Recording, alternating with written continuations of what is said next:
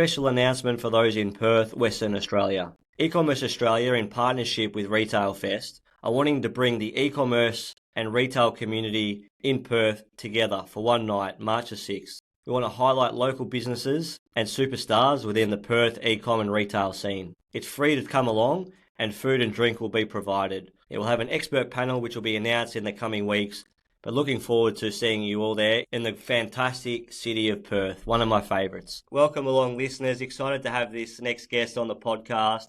He's the founder and MD of a multiple award-winning omni-channel marketing and media agency.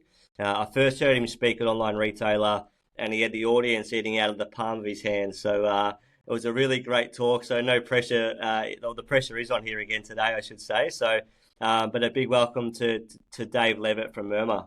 Thanks, Ryan. Thanks for having me on. And I'm glad that you think that was happening at Online Retailer. It didn't feel like that when I was there, but it's always good to get that kind of feedback. No, exactly, mate. Well, I wouldn't hand out the those sort of accolades for if I didn't believe it. But I went and watched a lot of talks at both Retail Fest and Online Retailer. And look, honestly, I know some of them are paid to sort of promote their service and whatever, but I think what you did really well was deliver a lot of value and make it about the audience and make sure that they took something away from that. And I think that is what actually sells you the best. Yeah, I think so too. It's education.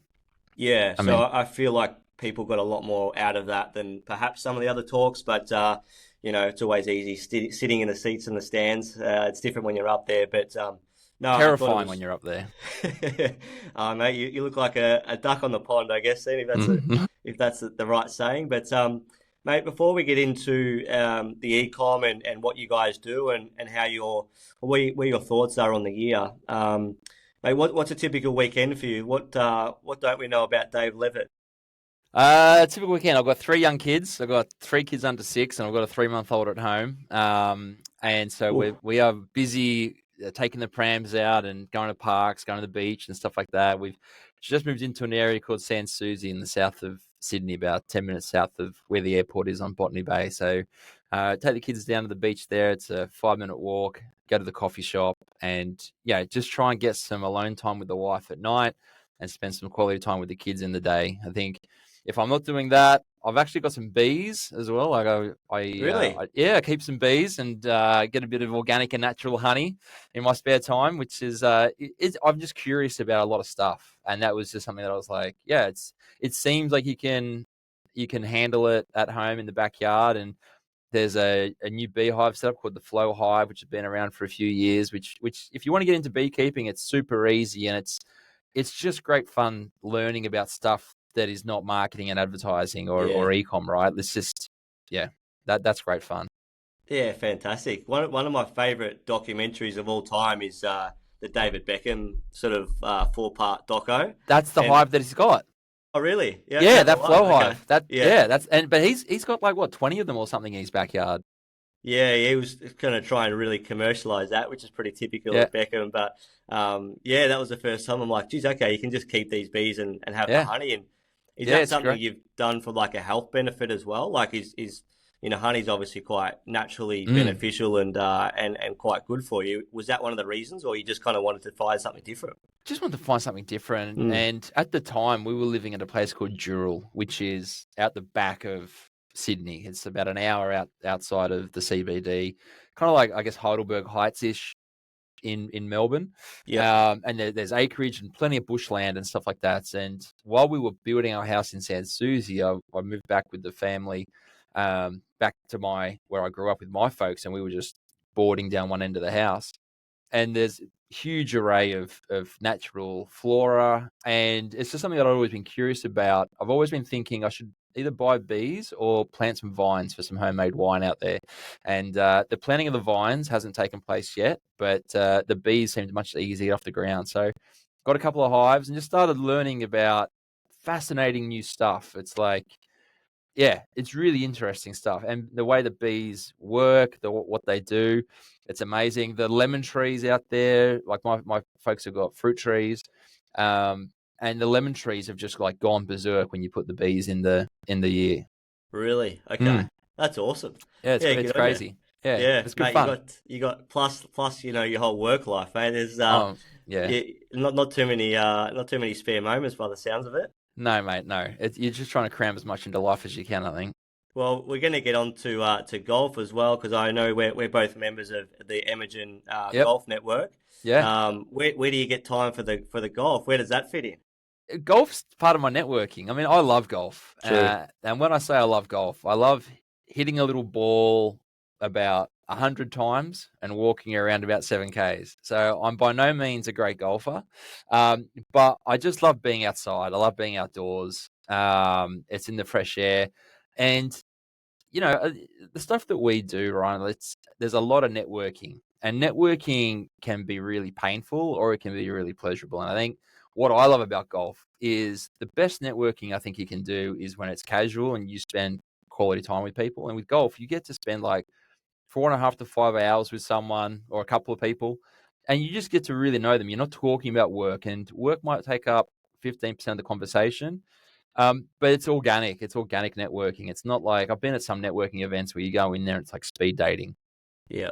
And there's networking clubs like BNI, and I just don't get any value out of that. It's not my vibe. It's not my scene. And I can get outdoors. I can spend 4 hours with people, learn about them as well. Like again, like I'm really curious by nature. Like there's so much stuff that you learn about, and Imagine have done a really good job in building up a really good networking community. So I'm actually going up and talking at Indooroopilly in a month as well, and I've got a game. I've got a game on Monday, just out at Eleonora. So yeah, I don't know. It's a networking line item in the business. Yeah, 100%. And I couldn't agree more in terms of just finding that alignment between, a few things that keep you guys or girls together, through networking. So I'm part of that as well. And also as part of I'm a mad St Kilda footy club fan. Okay. And so I'm part of that networking group. And so the best meetings you have, 80% you're talking about footy or golf or family or whatever it is. And then 20% is business. You build up that trust and things happen quite naturally. There's not a sell. No one's No. trying to sell you something. And Yeah. I couldn't agree more with Yeah, that. I think a lot of businesses like shared values, shared interests, and so if you find people, businesses, and stuff like that in a B2B setting, in areas where you can share interest conversation, it makes everything easier. Yeah, 100%. Mate, one more hard-hitting question before, actually, just on that. If you're in e-com and retail and keen for a game of golf, if you're in New South Wales or Victoria, let Dave or myself know. I'd be Yeah, keen to kind of have a few industry days, but we I got should. We some, should. We should just yeah, make an industry day. yeah. Well, I got a couple of quotes from a couple of golf clubs, and I'm going to need some help financing it. So, Let's talk after this. yeah, 100%. I think it'd be good. It'd be a good day to have an e-com and retail golf day. Yeah, I think it'd be great. Mate, what's on the Spotify playlist? What are you listening Um, to? yeah, at the moment, I mean, I'm an old school independent alternative rock guy, so a lot of Radiohead. Always put a bit of Radiohead on, but the national radio, Bon Iver, like that kind of like soft, that soft rock. But Grammys were on last week, so Charlie XCX. I was listening to her album Brat. Kendrick obviously took away 5 awards, so love a bit of Mr. Lamar. I was just listening to his stuff, his Drake diss track, which is really interesting. Poor Drake at the moment, but yeah, it's that's the kind of stuff I'm listening. I've got a very eclectic taste. I think we were talking before the podcast about I guess music interests, and I've got a very very eclectic taste all over the shop. In fact, for my kids' birthdays, I'm trying to buy one vinyl album every year, and I'll give it to them when they're 18. But it's fun for me to be able to think, okay, what album are they going to get for their 3rd birthday? What should I get them for their 8th birthday? Stuff like that. And then, I mean, they don't know about it yet. Hopefully, I haven't spoiled the surprise if they're listening to this a few years from now. Yeah. But yeah, I love just I love finding new music.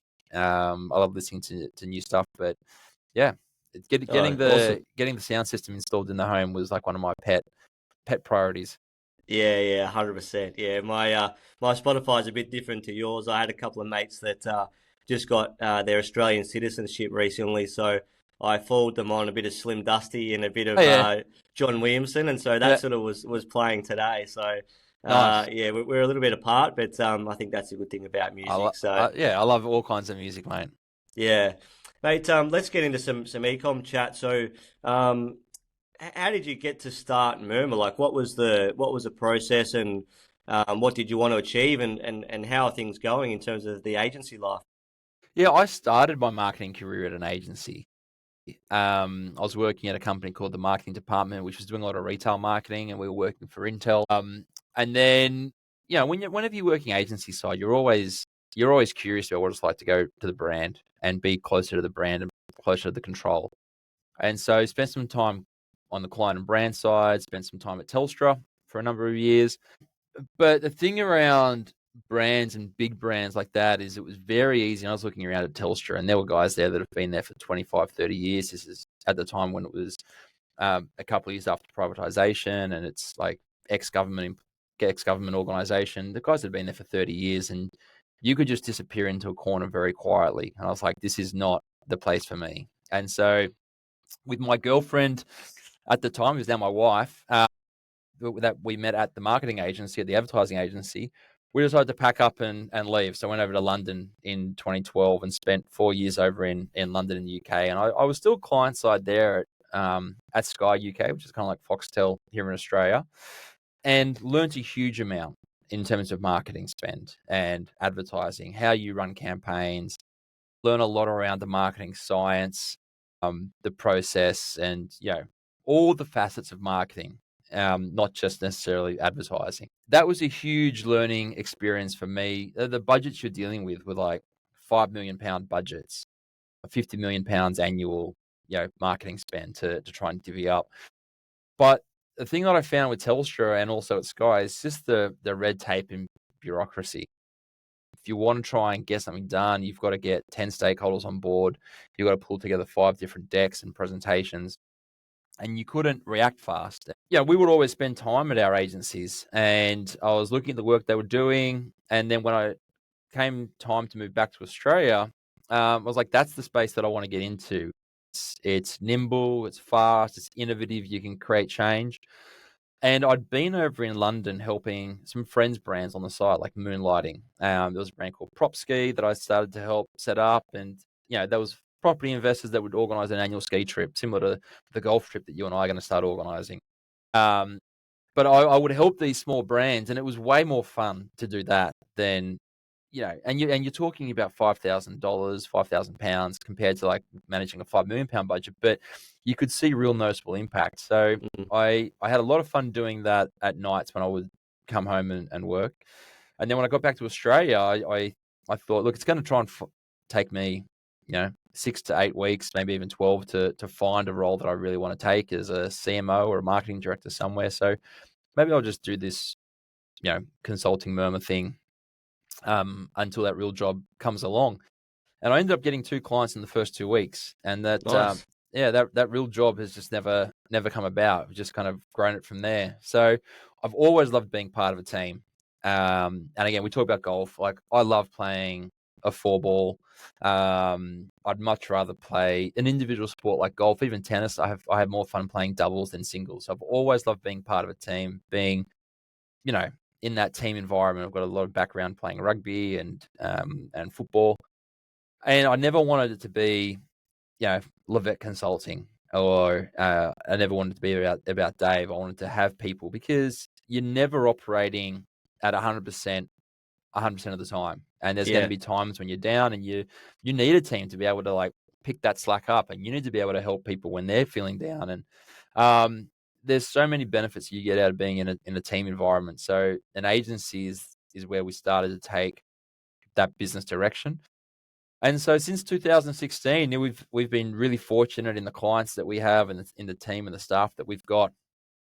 We're based in Sydney, but we've been running campaigns locally, internationally, for a number of different clients, like Lululemon, Nando's, Western Sydney Wanderers, Nice. Melbourne City Football Club.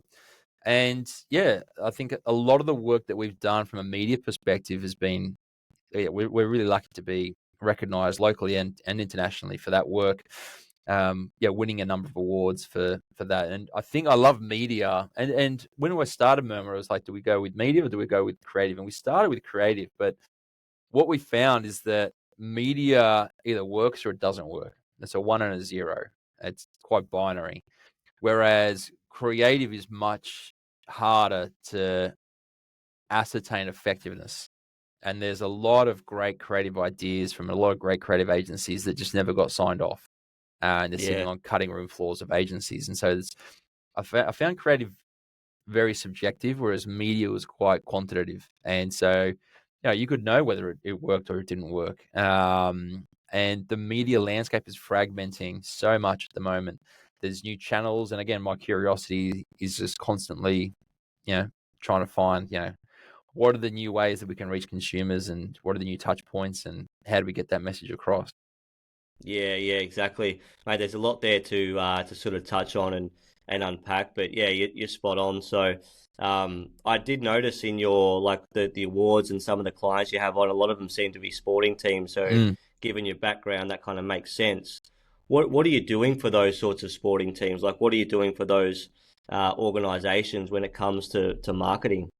So for a lot of the sporting organizations, they're trying to do a number of different things. They're trying to generate revenue from sponsors. So how do we get leads in from sponsors from a B2B perspective?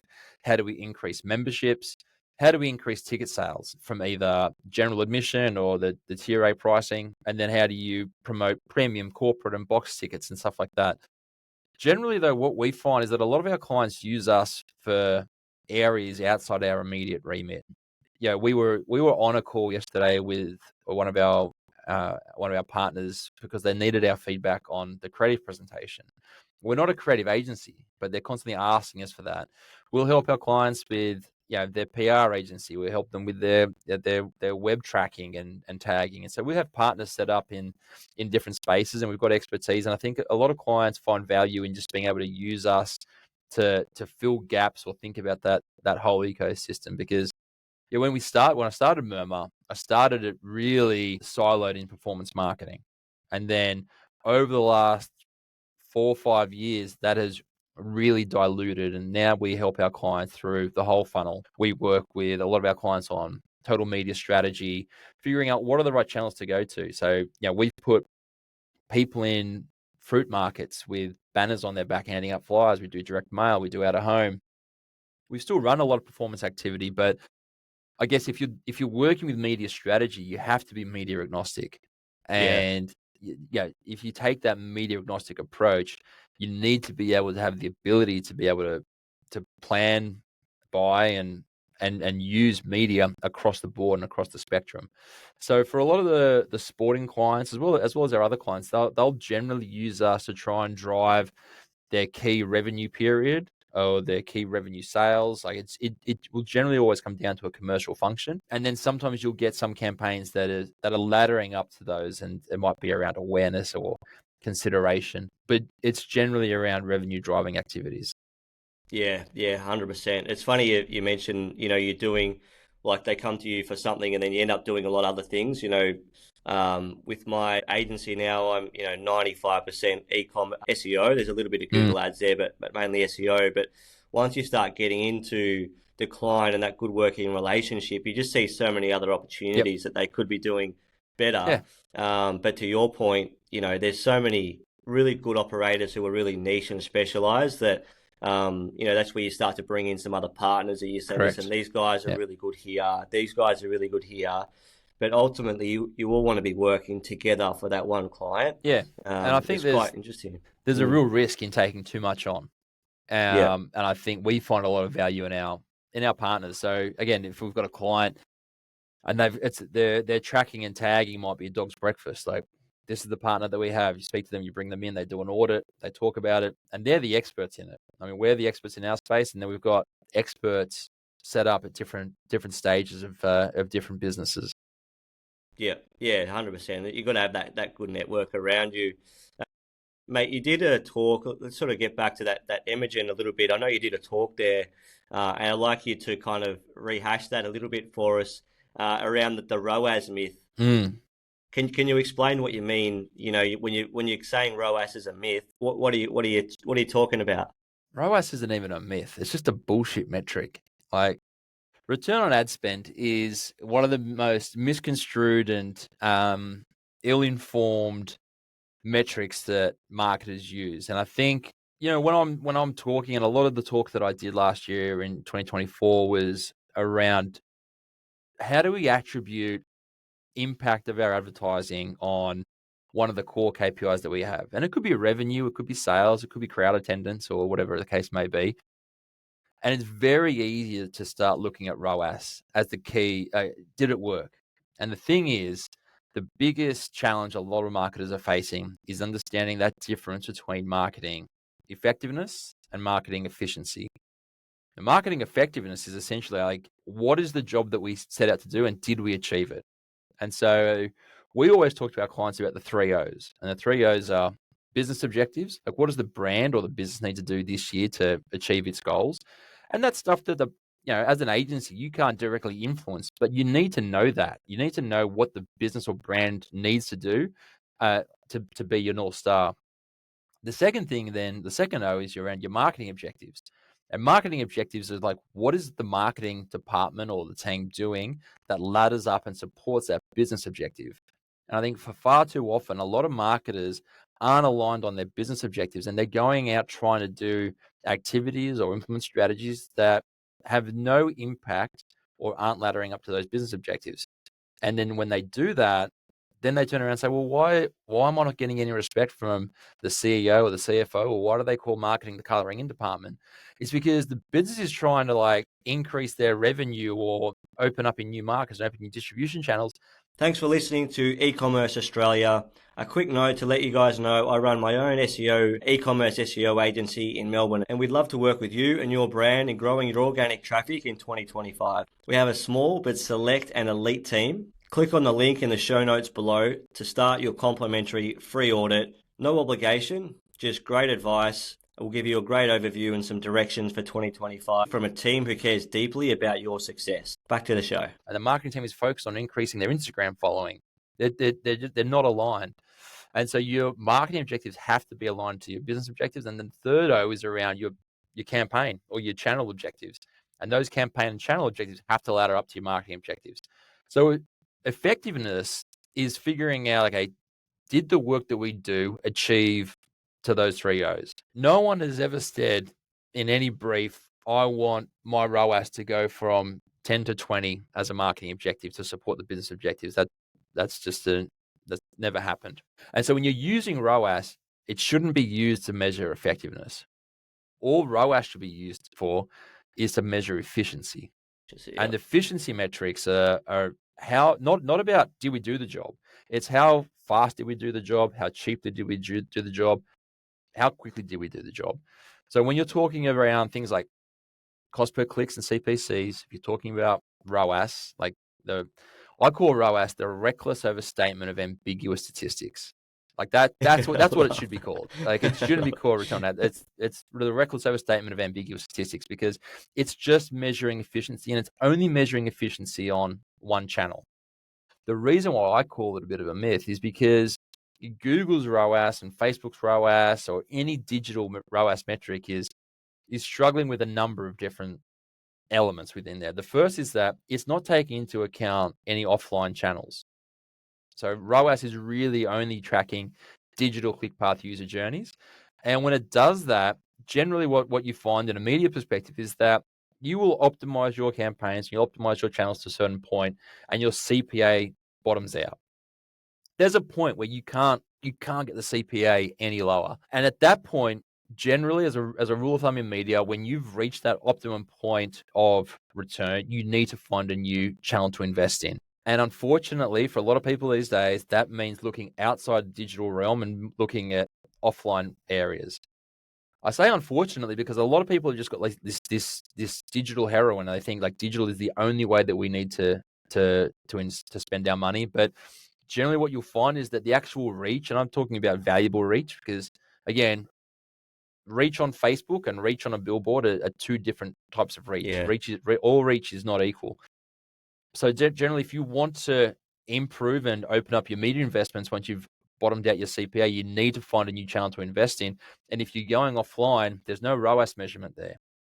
So ROAS doesn't measure anything offline. It also only measures everything from a short-term perspective. It doesn't measure anything longer term. It's only measuring like last click attribution. So the problem with ROAS, the second problem with ROAS is that it's not measuring any impact that your brand equity or brand performance is actually having on a customer. And there's a rule in marketing, it's called the 95-5 rule. 95% of your market is not in market. And this applies to B2B and B2C. Only 5% of your total market is ever in market for your brand, product, or service at any given time. And I even think 5% is giving it a couple of percent too high, which means that really 95% of your advertising dollars are being spent on people that aren't going to buy your brand now, they're going to be buying in the future. And ROAS doesn't measure the impact of that. It only measures it based on either like a 7-day view through or a 30-day click or whatever the case may be, whatever attribution settings you might set it up. So it doesn't take into account any future investment that marketing dollars have. And then the third problem with ROAS is that, you know, the use of third-party cookies and that whole area is so non-transparent. Anything in Apple at the moment is not being measured in any kind of ROAS. So if you're looking at ROAS numbers in Meta or in Google, they're already wrong. Then they're not accounting for the 30% of Safari users that are using Safari browsers. If people have opted out for third-party cookies not being tracked. And we're moving into a world where third-party cookies are going to become less and less. I mean, Google were meant to sunset theirs back in July, June last year. They've kicked that can down the road. But there will be a time in the future when cookies are irrelevant, and then ROAS is irrelevant. So brands Yeah. need to start looking at what are the ways that I can attribute investment and impact, and which has led us down to that garden path to marketing mix modeling, because ROAS is not the right way to measure. And it's a conversation that a lot of people have to have and think about for a while. And when you talk about it to clients, they intuitively go, "Oh yeah, that kind of makes sense." But it's so hard to shift them away from ROAS, and they just get drawn back as a magnet to it. But it was created by the ad platforms. Yeah, exactly. They got plenty of influence, but the points you raise there are absolutely pertinent and spot on. Just a real life sort of scenario for me. And I was speaking to a client recently, and we're doing their SEO and their Google ads. They've got another company doing their social, and that they're trying to work out like what's working better or worse, or where are people coming from. And I said, look, on one hand, digital was great because we could measure everything. Like maybe 5 years ago, I was saying digital is great because every dollar is measurable. Mm. But now it's almost like the worst thing you can do is like try and measure every dollar and pinpoint where they're coming from, because we're not linear, we're not robots. We there's so many touch points everywhere that have to happen before you even notice a brand. And so I think that's, to just to summarize, I guess that ROAS myth, you're spot on in the sense that, yeah, there's so many touch points that you just need to be across. And as marketers, we do need to find the most efficient way to kind of get your message across, and it might not be digital, Exactly. yeah. And I mean, there's a number of different ways, and I don't mean to shit on anyone that's just doing digital, but I think that if you want your brand to grow, and we can probably talk about this later when we talk about what brands need to focus on in 2025 or so, but it's diversifying your channel mix is I think one of the key things. And again, once you've got an optimized CPA, you need to find a new way to channel, because the incremental return you're going to get from any additional investment is going to be so small and negligible. You're going to get a greater return for opening up a new channel. And I think one of the things that I spoke about is ROI as a formula. It was only created in 1914. So ROI is not some economic formula that's been around for centuries that the Romans used. It was created in 1914 by a sales guy at a dynamite country, a guy called Donaldson Brown. And ROI, similar to ROAS, it only measures net revenue. It doesn't measure any future revenue. So any investment that you're putting into your brand to build your brand is not being measured by ROAS, which is ultimately the cousin of ROI. Yeah. I like that. That's a good way to put that. 100%. And mate, so you touched on sort of market mix modeling. What is it? Can you expand on that? What is that? Is that just kind of an extension of what you were talking about? It's around getting the mix of marketing across multiple channels and widening the attribution and including above the line and below the line marketing. Yeah, so we started going down the marketing mix modeling rabbit hole about 2 years or so ago, when we knew that our CPAs had bottomed out on a lot of clients. You'd optimized all their digital spend. They had this additional investment that they needed to put in, and we were recommending channels to invest in. The conversations Channels like what? Like TV or like radio or TV, yeah, newspaper? TV, Yeah. out of home. Out of home is a great channel. We talk about targeted mass marketing, and out of home is a great channel. We speak about not all reach being equal, and again, like reach and impact that you have on a phone on a small screen is far different from reach and impact that you might get on a billboard. And generally, there are immeasurable elements within media. So impact and attention are two things that are very difficult to measure.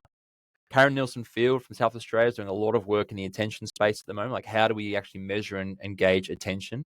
I mean, even impressions on digital, I would say 30% of all impression data is not real data. It's a Like guess. if you Yeah. jump on the news.com.au and an ad is served at the bottom of the page, that counts as one impression. Someone might not even get to the bottom of the page.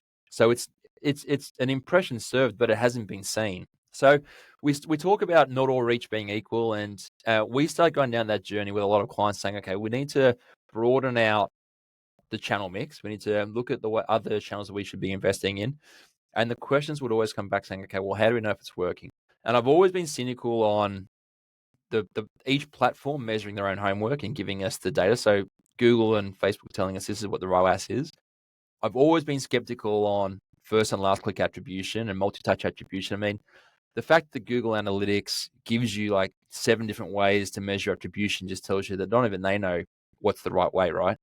Yeah. And so we started going down the rabbit hole of how do we actually answer this? And we came across marketing mix modeling. Now, marketing mix modeling has been around for 50 years or so. It used to be being done in the 60s and 70s. And essentially what it does is you take at least 2 years worth of data. So you would take 2 to 3 years worth of sales reports. So what are your sales numbers over those 2 to 3 years? We would then take media spend over those 2 to 3 years and any other variables that might impact that core KPI that you want to measure, whether it be like revenue or sales or whatever the case may be. You plug it into a system, and previously Deloitte and PwC would spend months and months. They'd get analysts and scientists to run multi-linear regression models on it. And ultimately, because you've got 3 years worth of data, you use multi-linear regression, and it tells you what the true impact of those channels are. So multi-linear regression basically, well, linear regression tells you how much does one variable X impact another variable Y. So the basic example is, what is the impact of weather on ice cream sales? So if the weather goes up, ice cream sales go up. If the weather goes down, ice cream sales go down. People buy more ice cream when it's hot, right? That's linear regression. That's a positive correlation. So a positive correlation is weather goes up, ice cream sales go up. A negative correlation is like, let's talk about price. So if something's on sale for Woolworths at $2, it might have sales of 100. If I drop my price to $1, my sales probably increase, and I might get 200 sales or 300 sales. So that's a negative correlation because I've gone backwards, but my sales have increased. So MMM uses multilinear regression models to figure out what the true impact is of one variable onto another. Now, you're not just doing linear regression because, as you said before, we're not robots. So there are so many different variables that are impacting a decision. What marketing mix modeling does is it takes all the variables that you put into the question or the system, and it figures out what the impact is of those on that core KPI. And the reason why it's becoming increasingly taken up by a lot of brands these days is it's getting faster and faster to do, and it's becoming more accurate. The data is more accessible now than it was 50, 60 years ago. The machine learning and the use of AI is becoming more paramount and making things faster. And so it's a lot more accessible for brands to access. And so it is the closest way to define what is impacting sales. It's not a silver bullet though, and it's not the one be all answer, because you're already bringing in your own biases into the model when you determine what are the 10 to 15 variables that are going to impact it. Because the variables that impact me buying a car might be different to the variables of you buying a car. So there is already a subjective bias when you're putting those into the model. That's why I say that the models are great and they give you direction and planning. But it's never going to be 100%. but it's far better than using ROAS as a measure. It's far better than using multi-touch attribution as a measure, because you're putting all the different variables in. So we did a project last year with Melbourne City Football Club, and they've been a client of ours for about 5-6 years now. And they wanted to understand what is impacting crowd attendance. How do we increase our crowds? And the A-League in Australia, like football, is played in summer. And so we basically took 5 years worth of crowd attendances and plugged them into the system. We took 5 years worth of media spend through their out of home, their meta, their search, their display, their programmatic, whatever the case may be, their radio. We put that into the system. And then we also put other variables in there, such as the weather. So how hot was it on the match day?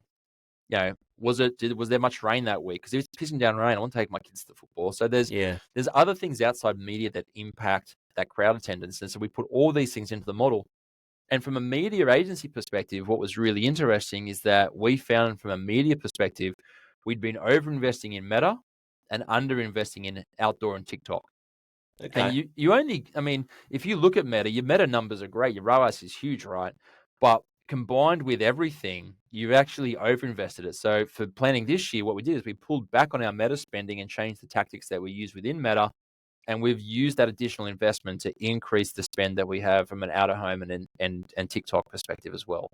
So MMM, marketing mix modeling, uses the 4 Ps of marketing, which is being product, price, place, and promotion. You can plug anything into a model, and it basically distills it down and gives you insights into what is impacting a core KPI that you have. Okay. Yeah, interesting, mate. That's I love that case study. That's really interesting. That Meta, for all intents and purposes, looked like it was performing well, but once you put it into that model, that there was a couple of other things that were actually working better for them. Yeah, and that's coming up quite a fair bit with other clients as well. I think, the overspending Meta is something that we've been seeing for the last couple of months.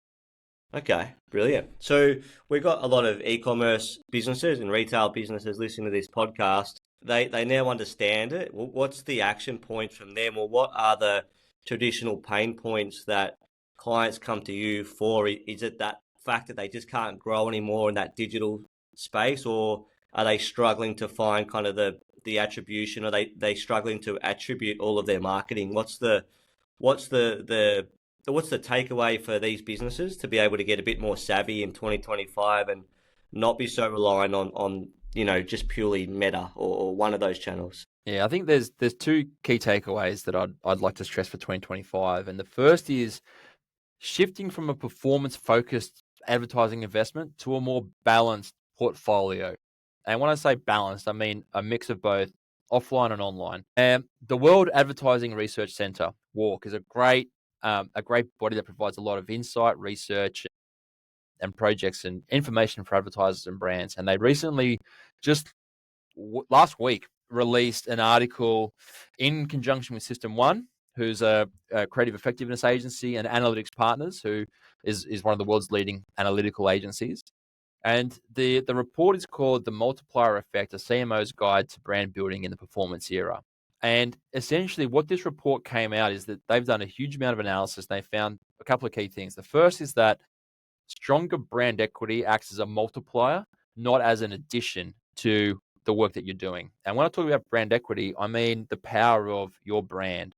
So if you have a strong brand, that acts as a multiplier for any investment you have. It doesn't just add it. And multiplication is greater than addition. So what brands need to do, like e-commerce brands, you need to view brand and performance as an integrated growth strategy, not as binary techniques. So you need to be thinking about how do I work with my brand activity and my performance activity together so that I can then have that acting as a multiplier. And if they do that, what WARC found is that if you have them working together as an integrated campaign, it can lift your overall returns on a campaign by between 25 to 100%, with a median uplift of 90%, Wow. which is huge. Yeah, And there's absolutely. a performance penalty, we'll call it, where if you, as a brand, if you're over investing in performance advertising, it can reduce the return that you get in revenue in the range of between 20% to 50%. So the research is super interesting. It's free to access. I'd jump onto walk.com.au, go to one of their studies. you put in your details, and there's a bunch of information in there. I wouldn't say that it's kind of known, but there's also a great piece of work by Les Burnett and Peter Field called The Long and the Short of It, and I touch on that in my talks as well. And they have generally said that brands should be investing 60% of their budget into non-performance activity, and using their performance activity to activate sales and activate trading. Now, the Walk research actually came out and supported that, basically saying that CMO should be allocating at least 30% of advertising budget to equity-driving ads. And they found the best practice range between 40% to 60%. So I'm not saying that everyone needs to shift from being 100% performance into 60% brand and 40% performance. But I would be shifting, if you're a brand or an e-commerce brand that is investing heavily in performance and you're thinking that is the way to grow my brand, you need to start funneling some of that and investing that investment into building your brand. And you can do that through digital channels, you can do it through offline channels, but you need to move away from just building on performance and ROAS and ROI into figuring out how do I actually measure brand equity. And the thing with MMM, the first thing you get out of MMM is your brand equity, and we call it base. And every brand will have, and base is basically how many sales would happen if you stopped advertising. And for every brand, that will be a certain number. And what you want to try and do is increase that base and that brand equity. So that's the first thing. So shifting from performance to an integrated approach. Yeah, fantastic, mate. That's absolutely bang on. And I think even just to touch on that point before you go into the second point, one of the biggest things this year is, Temu and Shine and all of these sorts of big Goliaths, and how do we combat that? Well, that's easy if you start to lean into that brand equity and grow your brand and make it a brand, not just a widget that you're trying to compete against the Temus and all that. So if you're looking to build that moat around and actually create a valuable brand, you can't do that with just performance-based marketing. So, spot on with that. That's I think that's a really big takeaway for a lot of e-commerce brands is to start where they can, just investing in brand a little bit more than just performance and ROAS. Not that we will anymore after listening to this one. What's the second point, mate? The second point is focusing on the audience. And I think a lot of traps that e-commerce brands fall into is focusing on heavy buyers. Like, how do I get someone to buy me a third, fourth, and fifth time? Like, what are my remarketing tactics? What are my re-engagement tactics? And if you want your brand to grow, as in if you want to increase your market share, you need to shift that thinking and focus on light buyers rather than heavy buyers. So increasing the amount of e-commerce brands focus on loyalty programs, re-engaging audiences, and that generates small or no shifts in market share. There's a great book by Byron Sharp called How Brands Grow. And in chapter 4, he talks about which customers matter most. Lighter buyers significantly contribute to sales volume rather than heavy buyers. So can you just define the difference? So a light buyer is someone who's buying at one time, like more one-time light purchases? buyer might be someone that's bought it zero or once. Okay. Never again. So a lot of e-com brands will be focusing on heavy buyers, being who is the person that is buying my brand 7-8 times. There's a huge volume of audience that has never bought a brand as a number zero, as in, I would say 75% of the audience has never bought it. And then it comes down to one. So Byron Sharp wrote a great book called How Brands Grow. And he talks about focus on the light buyers. How do you get someone to buy your brand once? That's the way for your brand to grow. I think light buyers buy brands infrequently because they don't buy from the category very often. And they also might buy a number of different brands, especially in e-com. And I think the logic of targeting heavy buyers is also undermined further by the fact that the future sales potential of individuals is going to be different than their current buying suggests. So just because someone's buying you today doesn't necessarily mean why they're going to be buying you again in the future. So you need to try and find people that are going to buy you today as quickly as possible. And I think marketing has the best chance of being successful when it has as much reach as possible. So we always talk about +1 reach should be the thing that you want to try and get to, rather than focusing on your frequency or your number of impressions and things like that. How do we actually get our brand in front of as many people as possible, as efficiently as possible? Yeah, that makes so much sense when you lay it out. But yeah, you're right. We tend to try and get people to buy more and retarget, or try and get. I mean, getting them back for a second and third purchase is obviously great as well. But Mm. when brands come on board with yourself, that's what you're trying to get, as much reach as you can, and attract that light buyer to go from 0 to 1. And if you can kind of get that formula right, then the return customers will sort of come off the back of that process. Is that Yeah, they correct? will. Yeah, if you've got a Yeah. great product, and again, it's about the 4Ps, right? So promotion should be about trying to find as many people as possible. Product should be trying to about get people to buy it a second, third, and fourth time. And then if we talk about price as well, like, I mean, in contrast to focusing on heavy buyers, price promotions, in fact, they do increase sales, right? They will increase your sales, but they're also skewed towards heavier buyers and people that are probably familiar with your brand rather than someone buying your brand for the first time, which means that all you're doing is you're reducing the profitability and the margin, and you're just bringing it forward from a future sale.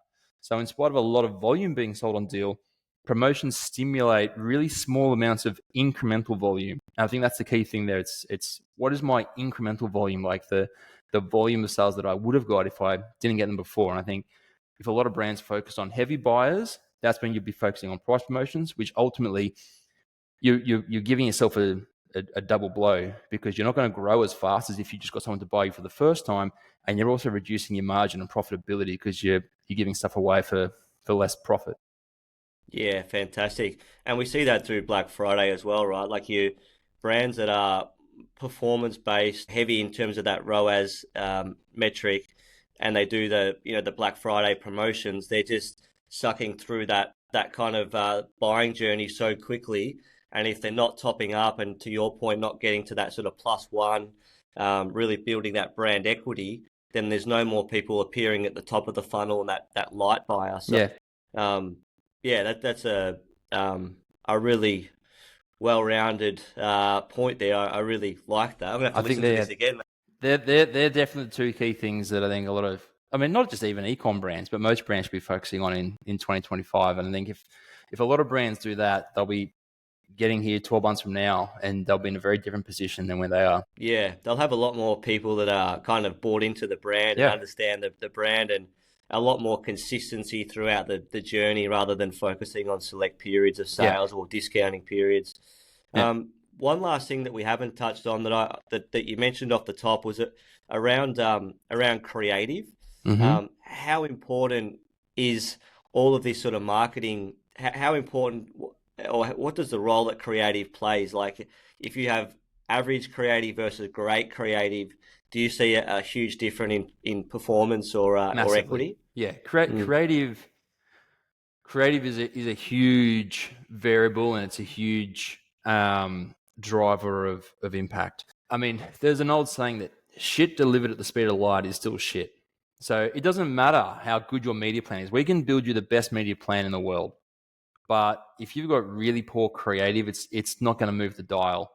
Um, there is And a there's, creative's so subjective as well, though, right? So it how do you is. get that? How do you get that right? Like, how do you know what good creative is? Do you have to take more risks, or do you have to know your customers better, or like, what's the You just what? you, Yeah, in my opinion, you make it distinctive. yeah, And there's a couple of things there. We spoke like in the green room before about Uncensored CMO podcast.